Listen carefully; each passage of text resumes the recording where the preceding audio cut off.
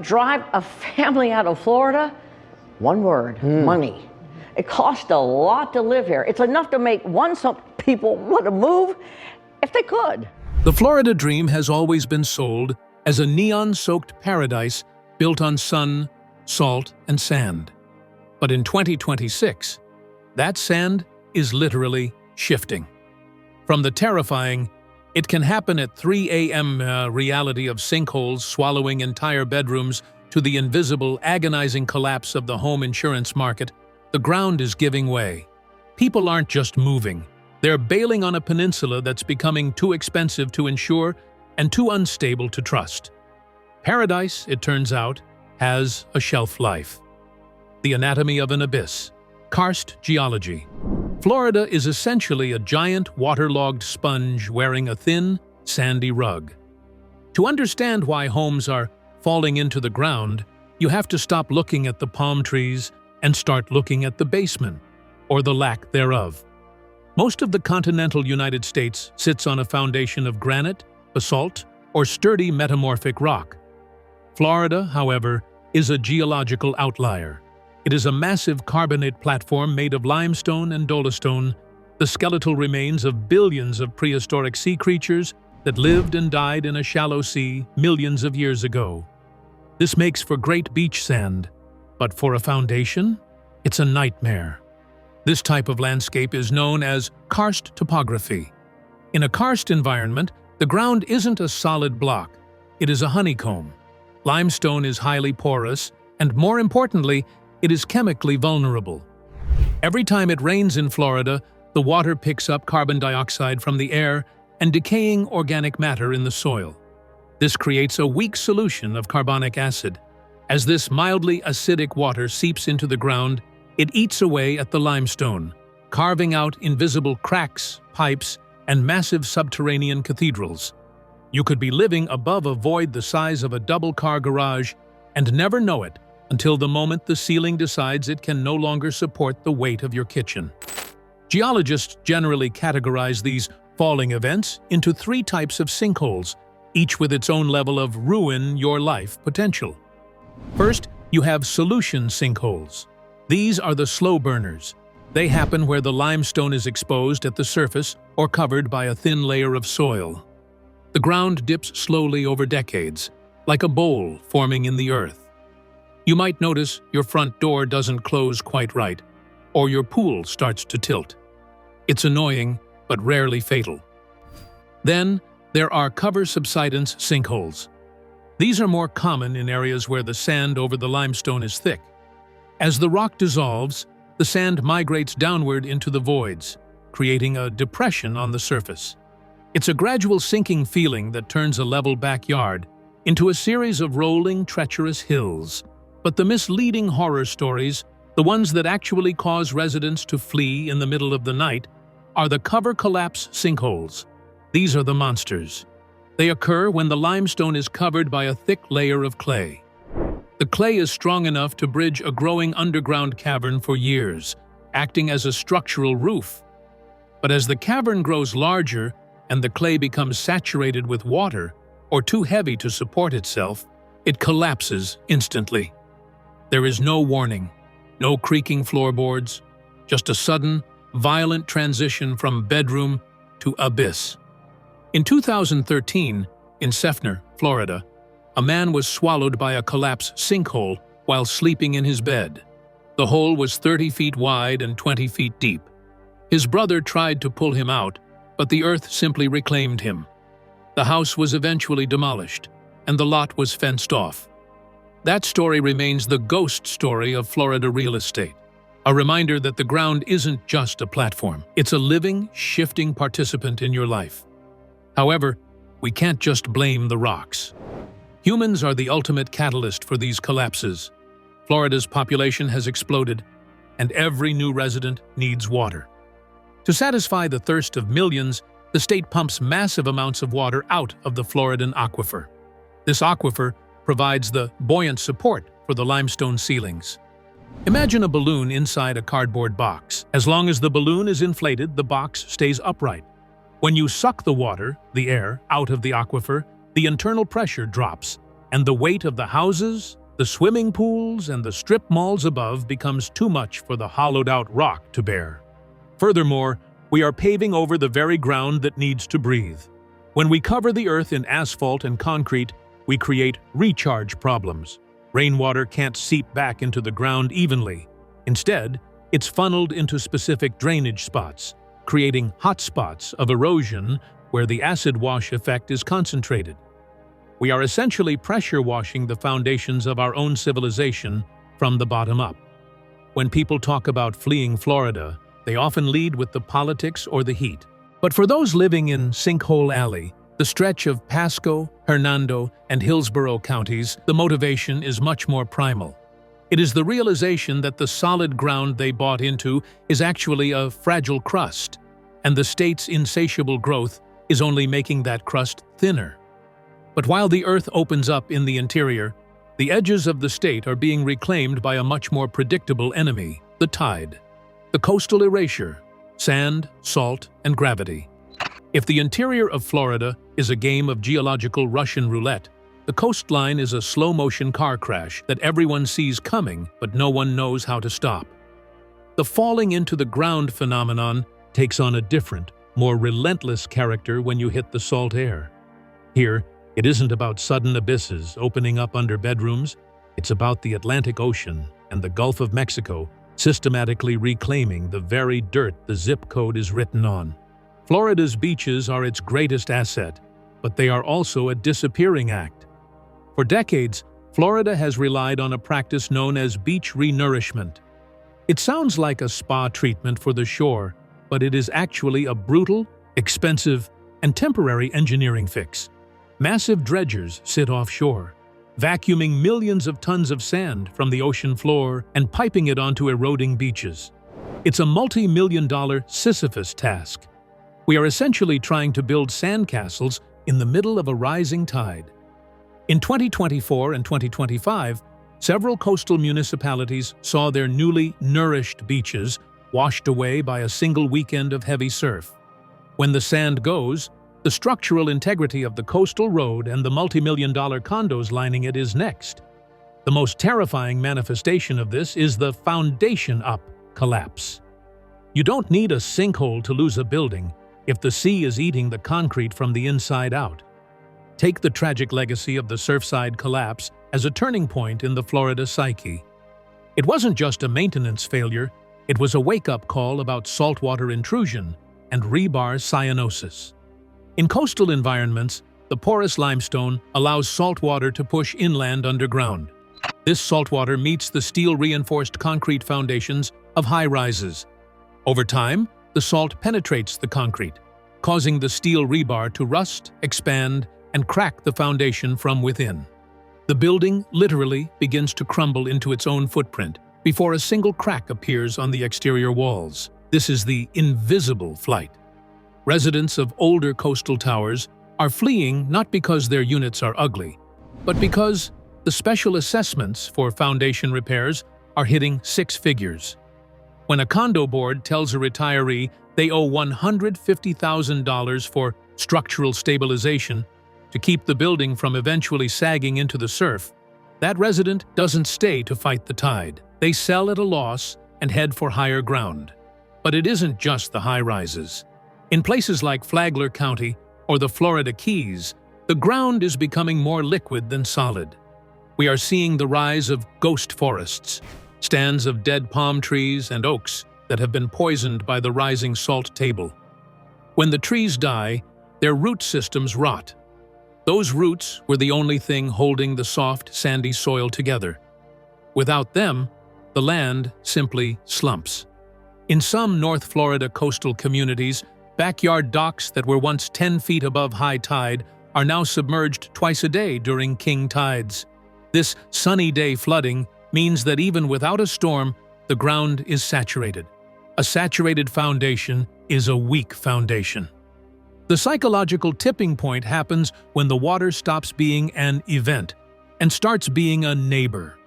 When you have to check a tide chart to see if you can drive your sedan through your neighborhood without the undercarriage rusting out, the paradise narrative begins to shatter.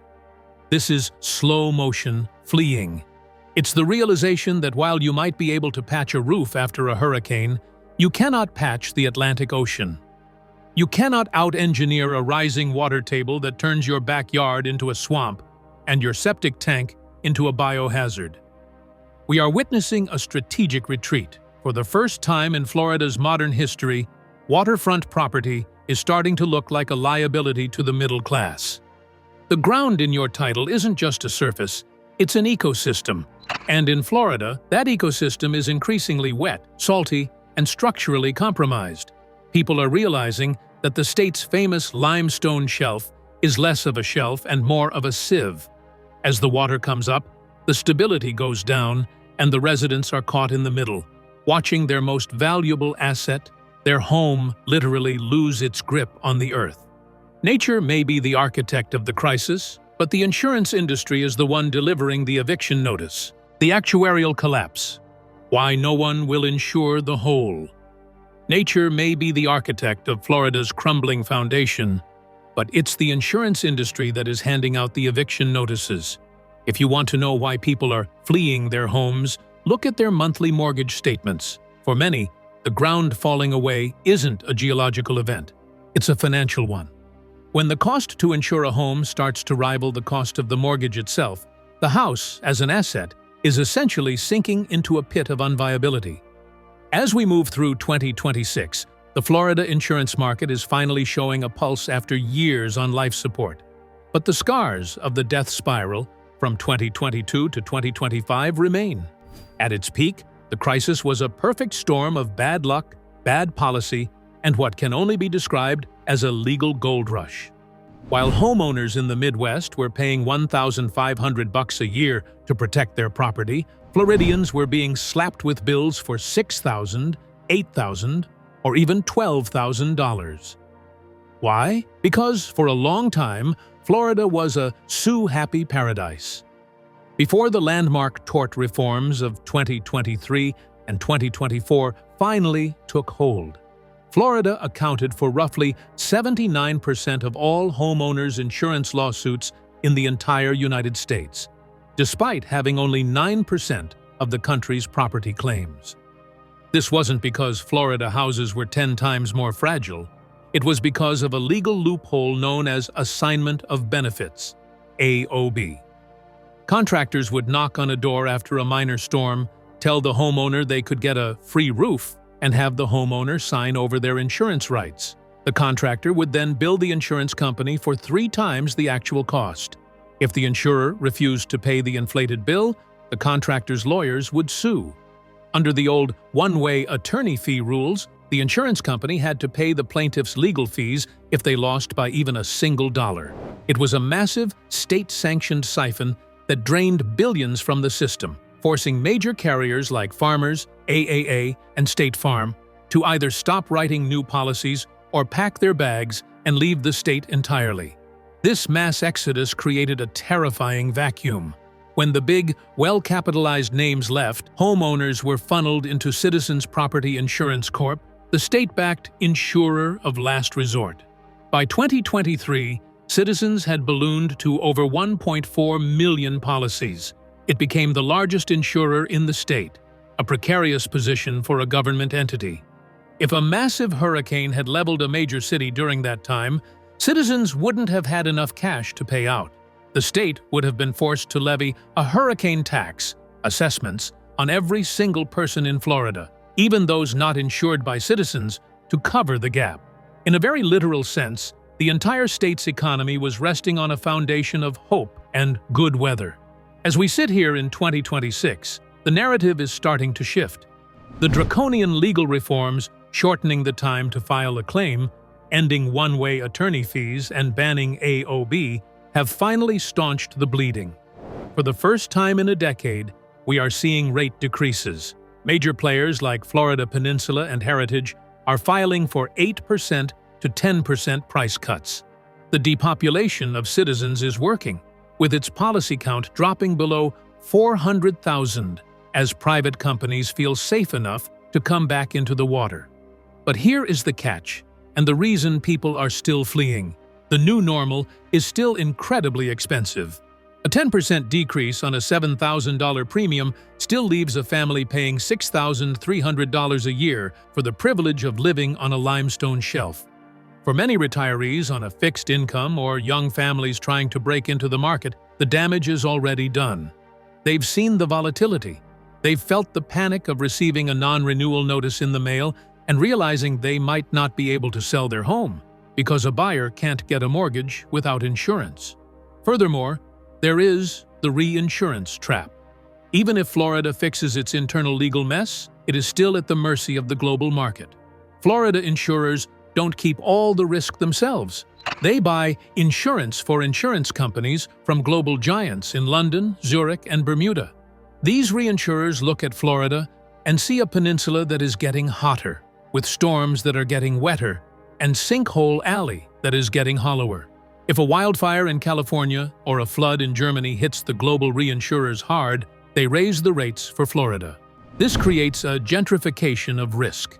As we move forward, Florida is becoming a state where only those who can afford the entry fee of high insurance or those wealthy enough to self-insure, meaning they own the house outright and just pray nothing happens, can stay. For the middle class, the ground hasn't just fallen into a sinkhole, it has been priced out of existence. When you see a moving truck headed north on I-95, you aren't just looking at someone who is tired of the humidity. You are looking at an insurance refugee. They are people who realized that their American dream was built on an actuarial table that no longer makes sense. They are fleeing the realization that in Florida, you don't just pay for the house, you pay for the increasingly likely event that the ground will, one day, take it back. When the cost to protect a home exceeds the mortgage itself, the equity becomes an anchor that drags the owner down with it. The financial sinkhole, wealth destruction, and the mortgage trap. While a sinkhole in your backyard is a terrifying geological event, the vast majority of Florida residents fleeing the state are escaping a different kind of abyss, the total collapse of their home equity. In the real estate world, falling into the ground has become a chilling metaphor for property values that are being swallowed by the sheer cost of ownership. We are entering an era where a Florida home is no longer a guaranteed nest egg. For many, it has become a zombie asset, a property that looks fine on the outside but is financially dead on the inside. To understand this, you have to look at the mortgage insurance nexus. In the United States, homeowners insurance is not a luxury. It is a mandatory prerequisite for a mortgage. Banks are not in the business of losing money, and they will not lend $500,000 on a structure that could be vanished by a sinkhole or leveled by a hurricane without a guarantee of replacement. As we move through 2026, we are seeing a credit crunch specifically tailored to the Florida peninsula. Lenders are tightening their requirements, and uninsurability has become the ultimate deal breaker. When a private insurance carrier non-renews a policy because a roof is 15 years old or because the house sits in a high subsidence zone, that home becomes effectively unmortgageable. If a buyer cannot get insurance, they cannot get a loan. This shrinks the pool of potential buyers to cash-only investors. And when you move from a market of millions of families to a market of a few thousand cash investors, your home value doesn't just soften, it craters. This is the financial sinkhole. Homeowners who thought they were sitting on $500,000 in equity suddenly find themselves with a property that can only sell for $300,000 to an investor who is willing to take the risk. For the middle class, this is a trap with no easy exit. Many residents are currently experiencing negative equity for the first time since 2008. In 2025 and early 2026, several Florida metros, most notably Miami, St. Petersburg, and Naples, saw condo prices drop by over 8% to 13%. This wasn't due to a lack of demand for the Florida lifestyle. It was due to the post-Surfside reality of skyrocketing HOA assessments and insurance spikes. When a condo association informs its residents that they need $100,000 per unit special assessment to stabilize a sinking foundation or replace a roof to meet new insurance mandates, the ground has effectively opened up and swallowed the owner's SARA savings. Furthermore, we are seeing the emergence of the debt-to-income (DTI) wall. Even with the recent 2026 rate decreases and the softening of the insurance market, the carrying cost of a Florida home is radically different than it was 5 years ago. Lenders typically want a DTI ratio below 45%. In 2020, a $300 a month insurance premium was a footnote in that calculation. Today, an $800 a month premium, a common reality for older Florida homes, can push a family's DTI over the limit, disqualifying them from the loan entirely. This is why first-time homebuyers have dropped to an all-time low of roughly 21% in the state. The entry fee to the Florida dream is no longer just the down payment. It's the ability to sustain an ever-growing monthly tax on the geography itself. This leads to what economists call forced selling, when a homeowner's insurance triples and their property taxes follow suit, as they often do in a state with no income tax that relies on property levies. The math simply stops working. We are seeing a wave of housing refugees, people who aren't leaving because they want to, but because they are being evicted by their own escrow accounts. They are selling while they still have some equity left, fearful that if they wait another year, another event, be it geological or actuarial, will wipe out what's left of their net worth. The irony is that as the little guy flees, the big money is moving in. Florida is becoming a pay-to-play state. We are seeing a surge in institutional investors and ultra-high net worth individuals who can afford to self-insure. These buyers don't care about the insurance crisis because they aren't using mortgages. They are buying the land, not the house, and they have the capital to grout a sinkhole or build a 10-foot seawall. This is a fundamental restructuring of the state's demographics. The middle-class Florida of the 20th century, the place where a teacher or a firefighter could own a slice of paradise, is falling into a hole created by the intersection of climate risk and global capital. When you ask why residents are fleeing, the answer is often found in the total cost of ownership, TCO. It's the realization that in Florida, you don't really own your home. You are just renting it from the environment and the insurance industry, and the rent just went up. This isn't just a spreadsheet problem. It is a mass migration of the middle class that is changing the map of the American South. The Great Departure, halfbacks, and housing refugees. The narrative of Florida has always been one of in-migration, a one-way valve of people seeking a new life in the sun. But as we move through early 2026, the data shows that the valve has started to leak. While the state still attracts thousands of new residents every month, an increasing number of long-term inhabitants are quietly packing their SUVs and heading back up I-95. They are part of a growing demographic known as the halfbacks.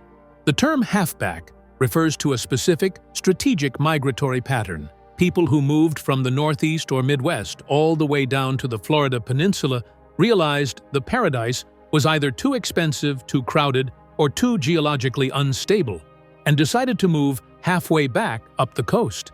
These residents aren't returning to the snowy, high-tax winters of Buffalo, New Jersey, or Chicago. Instead, they are settling in the Appalachian Highlands or the Piedmont regions of North Carolina, Georgia, and Tennessee. By the start of 2026, states like North Carolina have consistently topped inbound migration lists, drawing in former Floridians who are looking for a more balanced equation of risk and reward. Why the retreat? For many, it is a math problem they can no longer solve. A middle-class retiree who moved to the Gulf Coast in 2019 for the low cost of living is finding themselves in a 2026 reality where their property taxes have reset to post-pandemic values and their home insurance premiums, while finally stabilizing, remain 3 to 4 times higher than the national average. When you add in the hidden Florida taxes, like the staggering cost of car insurance driven by high litigation rates and the massive special assessments hitting condo owners, the tax-free dream becomes a financial anchor.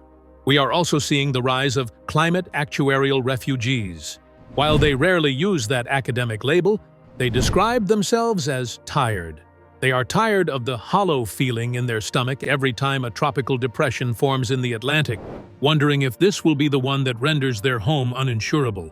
They are tired of sunny day flooding, that turns their neighborhood streets into saltwater canals during king tides. This is the psychological sinkhole, when your home stops being a sanctuary and starts being a source of constant, low-level anxiety. The allure of the palm trees fades with remarkable speed. This exodus is reshaping the American South.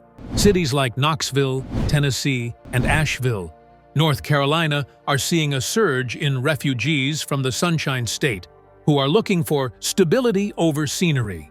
They want ground that stays put, a four-season climate that doesn't feel like a sauna for 10 months of the year, and an insurance market where a policy renewal isn't a cause for a panic attack. Crucially, this is a middle-class flight.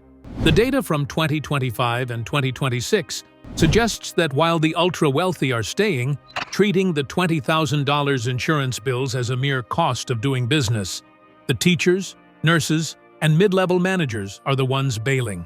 They are the ones who realize that if they sell their property now, they can take their remaining equity and buy a forever home in a state where the soil is solid and the monthly escrow doesn't eat 50% of their take-home pay. The halfback phenomenon is an indicator of a broader shift in what Americans value. The 20th century obsession with the Sun Belt is being tempered by a 21st century need for climate resilience. People are no longer just moving toward the heat. They are moving toward the security of a foundation that won't dissolve and a mortgage that won't explode. Florida is losing its middle, leaving behind a state of the very wealthy who can self-insure and the very rooted who have nowhere else to go. As these residents head north into the Carolinas, they carry with them a cautionary tale. Paradise is only paradise as long as you can afford to keep it from falling into the ground. The price of paradise. Florida isn't disappearing, but it is undergoing a fundamental, structural transformation. The title of this study, Why Are Florida Residents Fleeing Their Homes? Homes Falling into the Ground, is a literal description of a geological reality, but it is also a somber metaphor for the future of the American dream on the peninsula. We are witnessing the end of accessible Florida and the birth of a pay-to-play state. As we have seen throughout 2026, the crisis is not a single event but a perfect storm, where the earth, the law, and the ledger have converged. The middle class, the traditional backbone of any stable society, is being squeezed between a porous limestone foundation and an unforgiving global insurance market. When the physical ground doesn't swallow a home, the financial ground often does, as uninsurability and skyrocketing assessments strip away the equity that families have spent decades building. Ultimately, Florida is the world's canary in the coal mine for the intersection of climate risk and urban sprawl. It is a loud, neon-soaked reminder that you cannot build indefinitely on shifting sands or dissolving rock without eventually facing the bill. Whether it is a literal cover collapse sinkhole in the sinkhole alley of the interior or a foundation-cracking tide in the high rises of Miami, the message from the earth is becoming impossible to ignore. Stability is no longer a given. It is a luxury. The flight from Florida is a strategic retreat by those who can no longer afford the entry fee for a life in the sun. Florida will always remain a beautiful, alluring destination. But as we head deeper into the late 2000s, it is becoming a beauty that many simply can no longer afford to hold on to. The residents are fleeing because they have finally realized that the ground isn't just a surface, it's a living, moving participant in their financial survival. And right now, in the Sunshine State, that participant is asking for more than most are able to pay.